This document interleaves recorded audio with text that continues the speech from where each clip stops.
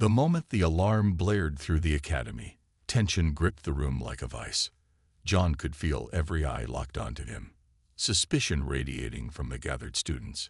His fists clenched at his sides, not in anger, but in frustration.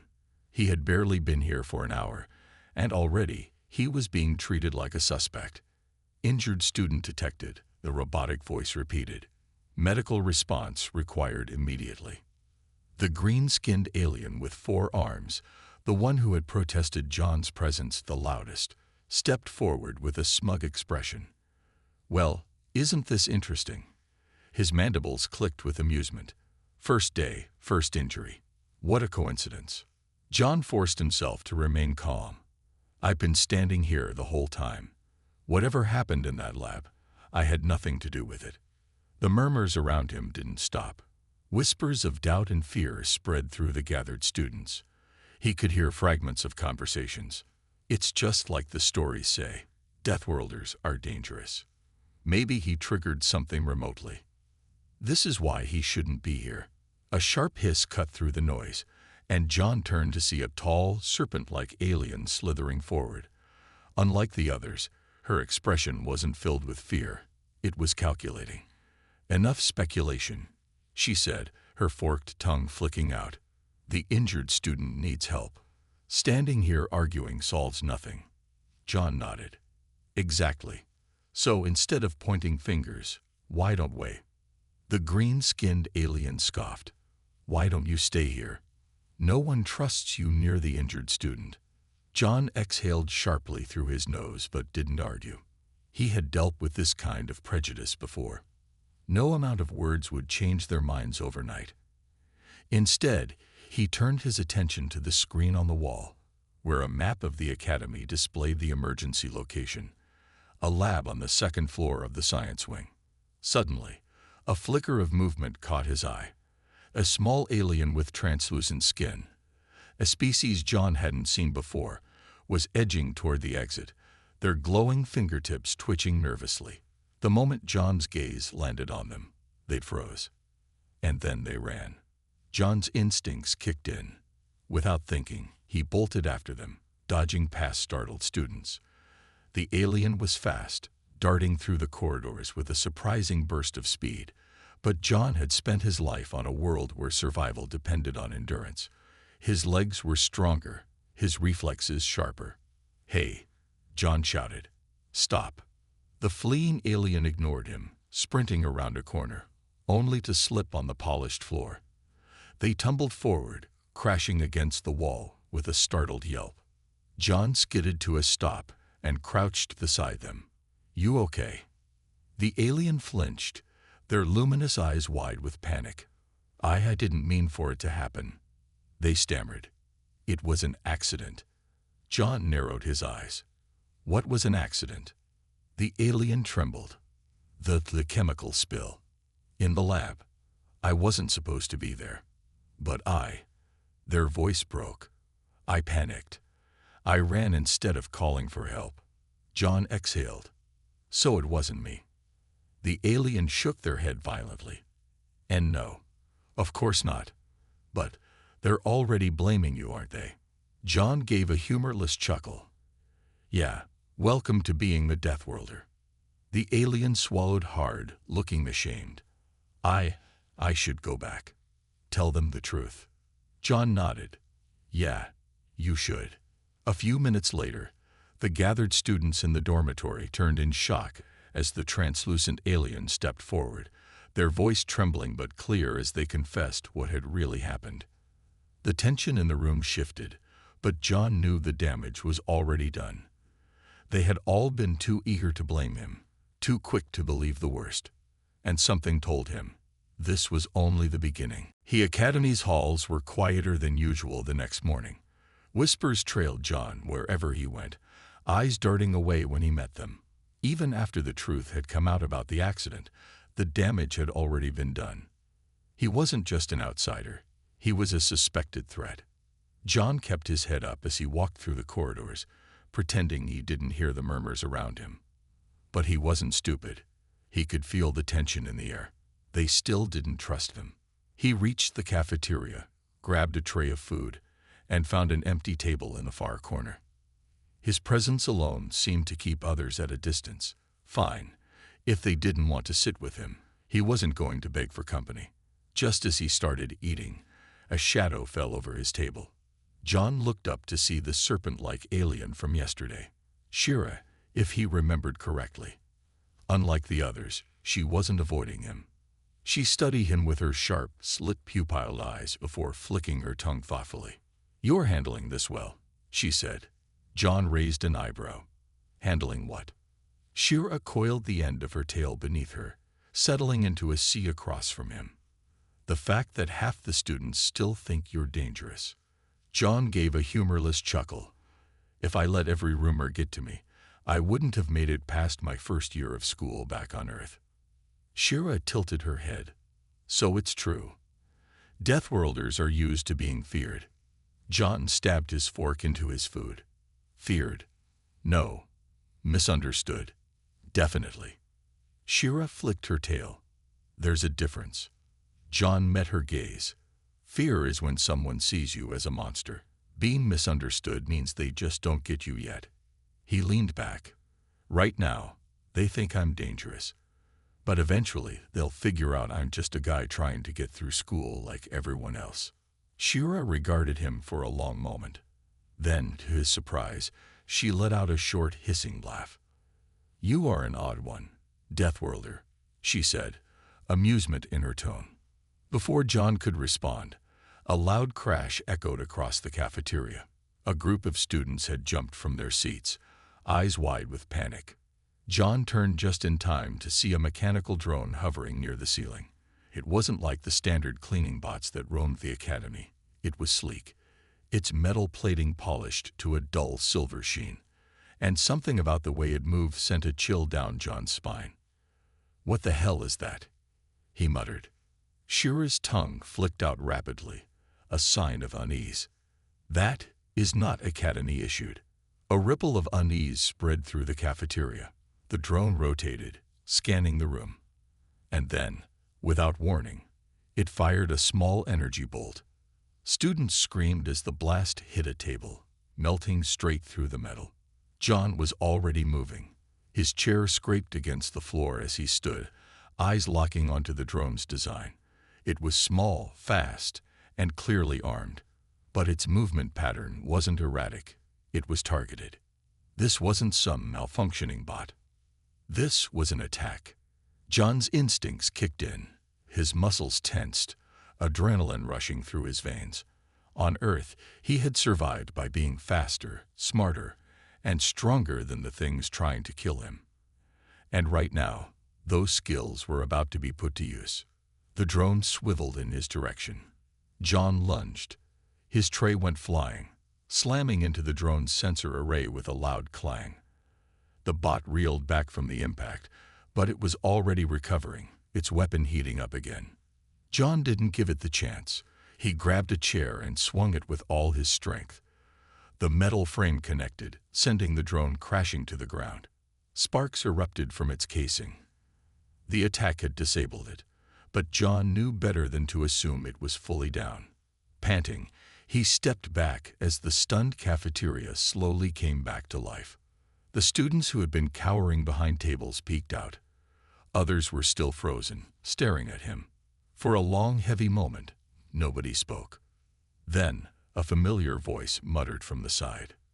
"Deathworlders," the green-skinned alien from before said, always resorting to violence. John clenched his fists. He had just saved them, and yet, he let out a slow breath, forcing himself to stay calm. This wasn't over. Not even close. "You said." John sat in the academy's security office, arms crossed as he stared at the three instructors in front of him. The room was cold, sterile, metal walls, a single bright light overhead, and a distinct feeling that he was about to be blamed for something he didn't do. Professor Howrick, a tall avian-like alien with gray-feathered plumage, studied him with sharp golden eyes. "Do you understand why you're here, Mr. Carson?" John sighed. "Because I stopped a drone from blasting holes through the cafeteria." Professor Howrick's beak clicked in irritation. Because you engaged in unnecessary violence. You could have alerted security instead of taking action yourself. John stared at him. You want me to sit back and watch while some rogue drone fires at students? The instructor's feathers ruffled slightly. Security protocols exist for a reason. John clenched his jaw. Yeah. And how long does it take for security to respond? 30 seconds. A minute.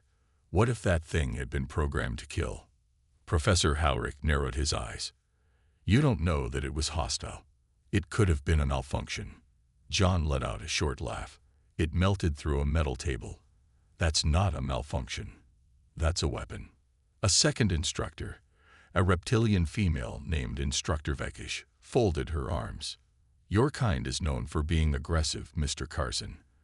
The other students are uncomfortable. John felt something cold and sharp settle in his chest. You mean they're uncomfortable that I stopped an attack? She gave a slow blink. They're uncomfortable that you reacted the way a Deathworlder would. John forced himself to stay calm. He had heard this before. Humans had a reputation, and people here were ready to believe the worst. It didn't matter that he had saved their students. They would always see him as a problem. So, what happens now? He asked, voice tight. Professor Howrick exchanged a look with Instructor Vekish. Then he said, for now, we will simply observe, but any further incidents. John stood up. Understood. He wasn't going to sit here and listen to a lecture about how he was the dangerous one. He turned toward the door, only to pause when he saw a familiar figure waiting outside. Shara. She was coiled in the hallway, her yellow eyes sharp and unreadable. As soon as he stepped out, she fell into step beside him. That was unfair, she said. John scoffed. Tell me about it. They think you're a threat. He shoved his hands in his pockets. They always will. Shira was quiet for a long moment before finally speaking again. Not everyone believes that.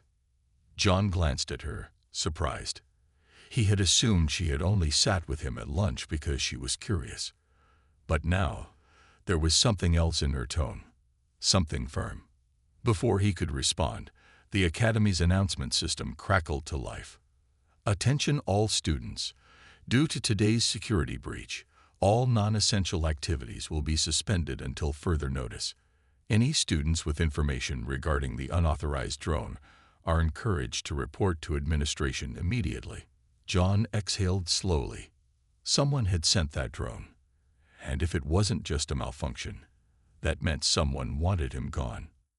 Shira flicked her tongue. Seems like you have an enemy, Deathworlder. John's eyes darkened. Yeah. And I plan to find out who. You said. The Academy halls were emptier than usual.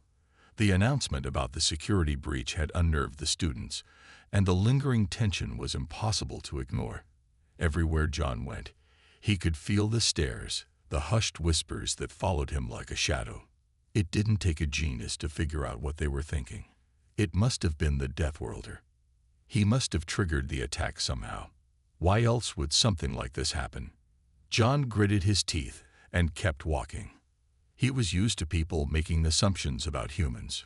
But this was on another level. Shira had kept close, her sharp yellow eyes constantly scanning the crowd.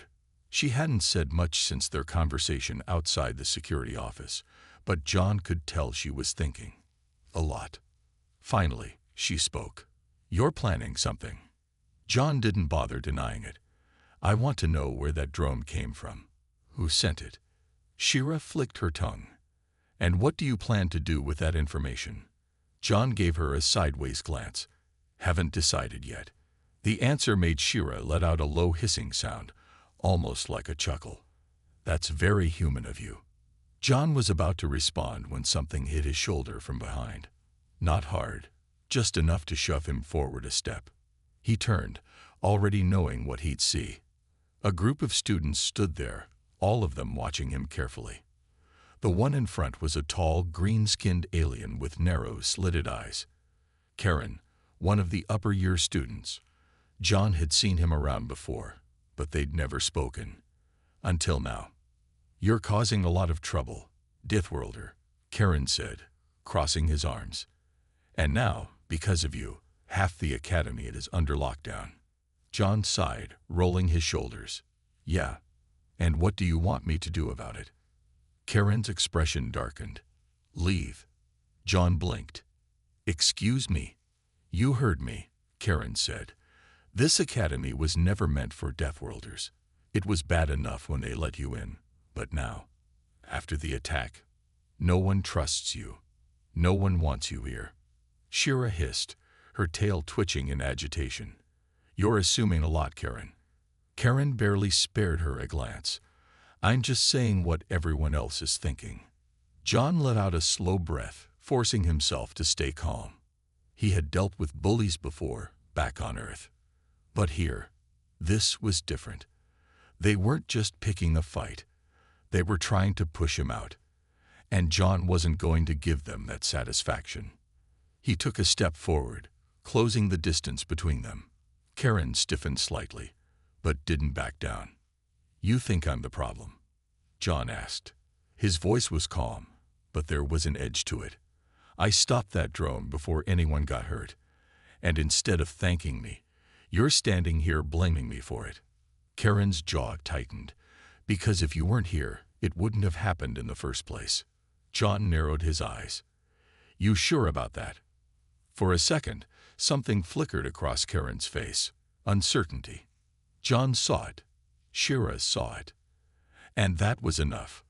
Without another word, John turned and walked away, pushing past Karen's group. He wasn't going to stand there and waste time on people who had already made up their minds. But as he left, he couldn't shake the feeling that something was off. Karen had looked uneasy, as if John had gotten too close to something he wasn't supposed to know. Shira caught up with him, her eyes gleaming with thought. You noticed it too, she murmured. John nodded. He's hiding something. Shira flicked her tongue, considering. Then perhaps we should find out what. John smirked. Now you're speaking my language. You said. The academy felt different now. The tension in the air was thicker, the stares more frequent. It wasn't just suspicion anymore. It was fear. John had been dealing with it since the moment he arrived. But after the drone attack, everything had changed. Now, it wasn't just whispers behind his back. It was students avoiding him in the hallways, cutting their conversations short when he walked by. But none of that mattered right now, because John had a mission. He and Shira had spent the last 2 days quietly observing, watching people, listening, looking for anything that could tell them where that drone had come from. And now, they had a lead. Karen. There was something off about him. About the way he reacted when John pushed back. About the slight hesitation before he spoke, like he knew something more. And John was going to find out what. He and Shira had followed him through the academy's halls, staying out of sight. At first, Karen had acted normal, attending classes, talking with his usual crowd. But as night fell, he had changed his routine. Instead of heading back to his dorm, Karen had taken a different path, one that led deep into the restricted levels of the academy. John and Shira moved silently, keeping their distance as they followed him through the dimly lit corridors. The deeper they went, the quieter the academy became. Why would he come down here? Shira whispered. John shook his head. Let's find out. They reached a large metal door at the end of the corridor. Karen glanced around, making sure no one was watching. Then he pulled out a small device, a keycard, but modified. He slid it against the scanner, and the door hissed open. John and Shira exchanged a look. That's not standard access, John muttered. Shira's eyes narrowed. No, it's not.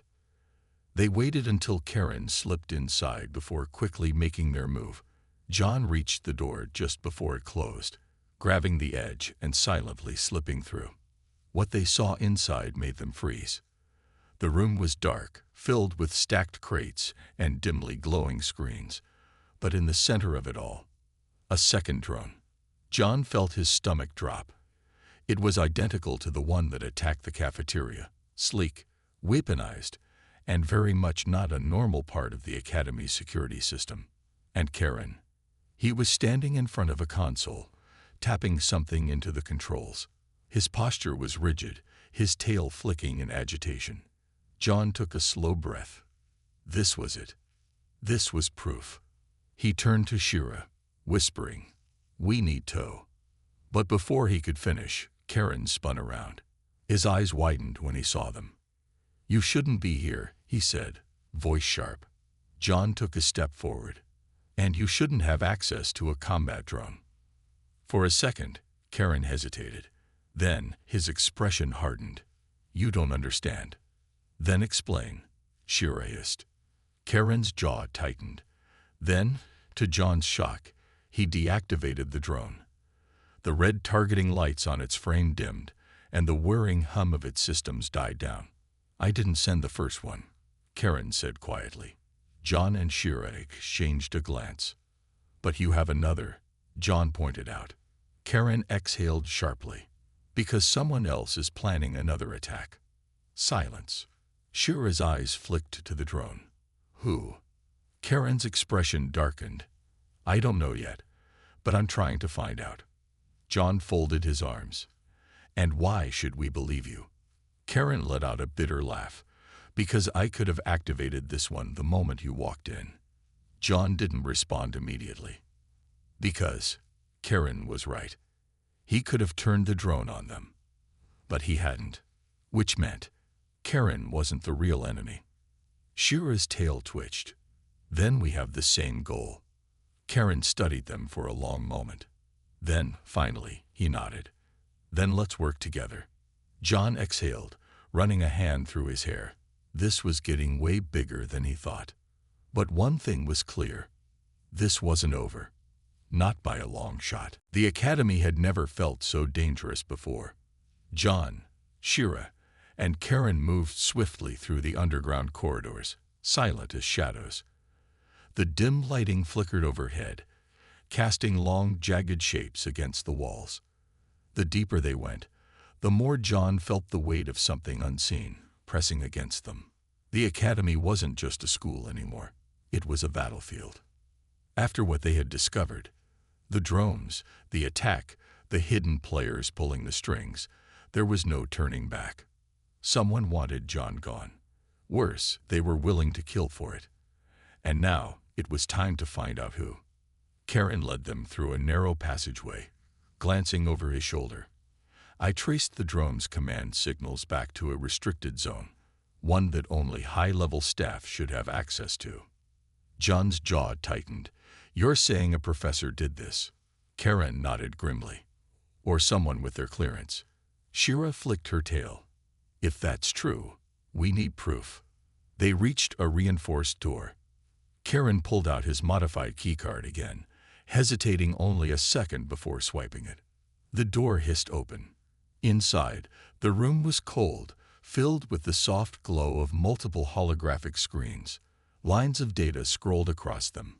Schematics, security logs, and John's breath hitched. A live transmission was running on one of the screens. The image was grainy, but John could make out the figure, a tall, cloaked alien, speaking in hushed tones to someone off-screen. The voice was distorted, but the words were clear. The Deathworlder must not survive the month. Deploy the next phase. John felt ice settle in his veins. Shira's claws dug into the console. "This is bigger than just the Academy." Karen's face had gone pale. "We need to leave. Now." John didn't argue. They had what they needed. The truth. The proof. But staying here any longer was suicide. The moment they turned to leave, however, the alarms blared. Red lights flashed across the room. The floor vibrated beneath their feet as security lockdown protocols kicked in. "They know we're here," Karen shouted. John clenched his fists. "Then we fight our way out." From down the corridor, the sound of marching boots grew louder. Armed guards. They weren't here to talk. Shira hissed. "John, what do we do?" John took a deep breath. This was it. The moment everything would come down to. He looked at his friends, at the sealed door, at the screens still flashing their damning evidence. And then, for the first time since arriving at this academy, he smiled. Let's show them what a Deathworlder can do.